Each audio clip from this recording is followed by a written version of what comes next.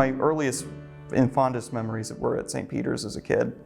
And just over the years, as that developed and strengthened, I really wanted to support more what I had received. And especially when I was a young adult, I realized how much I had received from the church.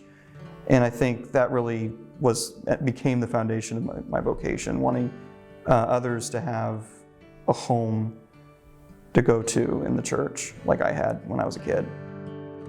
It wasn't until college I had a big transformation at the University of South Carolina. It was like a faith renewal, I'd say, and it came through our Blessed Mother, through praying the Rosary. And it wasn't until that moment I realized I'd never asked God what He wanted me to do with my life. I just did my own thing. And so whenever I started asking God, how I could do His will in the smallest little things, that's whenever the thought of the priesthood started coming to me. And I kept praying and I just ran with it, and it kept growing stronger and stronger. A lot of it was relief, but there was also some nervousness attached to that relief. Relief in that I no longer had to really think about what I was going to be doing, that I had finally given that yes.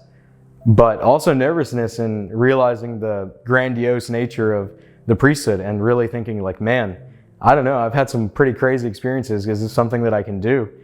But in all of that, through prayer and through reassuring relationships with priests and other seminarians that I'd met, I felt secure in the decision I had made.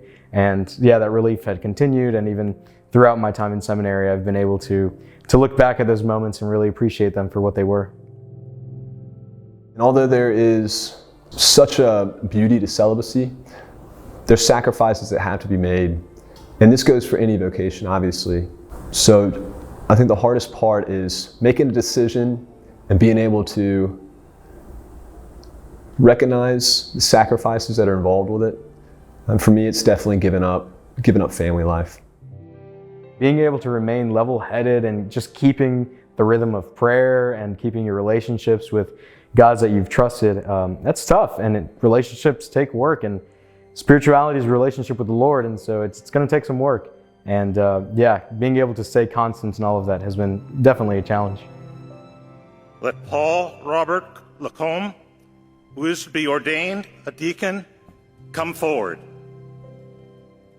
For years, I was really excited about this ordination, but when the moments had been coming and the seriousness of the promises I was about to make, it really was, honestly, I would just say I was very nervous. People were asking me, are you okay? before I went in. And I will say that too, just since my dad was a deacon, he wasn't there, those emotions were very present. And the bishop's homily, and then Bishop Fobb came and said some things to me, and very personal in front of everybody, But afterwards, there was such great peace, even with all of those emotions. And one aspect of that peace was very human. It was just how tender the love of the church was for me in that moment, especially receiving ordination in the same church I was confirmed, and in the same parish where I grew up. I felt like this closeness to Christ, the servant, and almost this excitement that I was going to have an opportunity to work with Christ and do some of the things for others that I was grateful for receiving myself. That really, it's very awesome to belong to this church in such a profound and intimate way. The people, I'd say, and they helped me realize why I chose the Diocese of Priesthood. Because I grew up in South Carolina, I love the state, and every time I spend time in my parish or summer assignment, every time I meet a new parishioner, I realize why I chose this, because I love the Catholics of our state, and I want to give myself fully to them.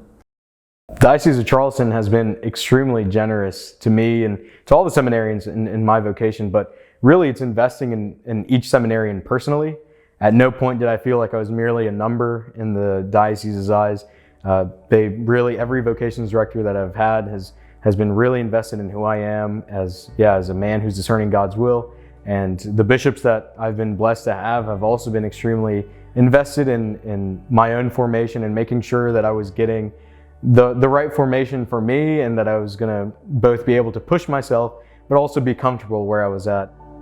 There's something special here in this church in South Carolina. It's hard to not see the genuine love for Christ and for others that's here.